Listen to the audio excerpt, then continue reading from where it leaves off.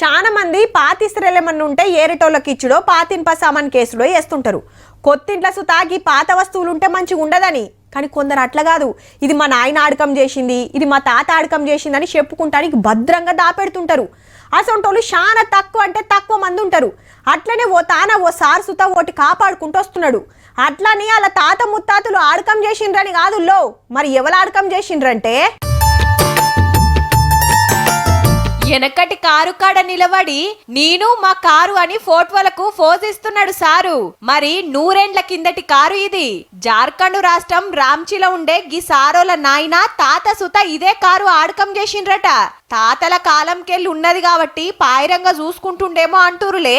అసలు ముచ్చట ఏరే ఉన్నది. అప్పట్లా నేతాజీ సుభాష్ చంద్రబోసు ఆడకం చేసిండట ఈ కారు.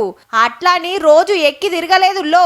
ఏదో మీటింగ్ లా మాట్లాడేది ఉంటే రాంచీకొచ్చినప్పుడు ఇలా తాత ఈ కార్లను ఎక్కించుకొని తీసుకోవేండట మీటింగ్ కాడికి.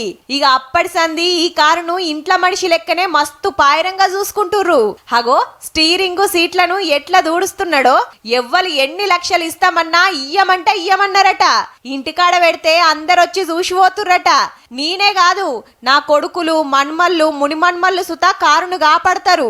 నేతాజీ ఎక్కిన కారు కాబట్టి ఎవ్వలకమ్మే ముచ్చటే లేదు అంటున్నాడు సారు. దేశ నాయకుల మీద పాయిరాన్నిట్లా సాటింపేస్తుర్రన్నట్టు.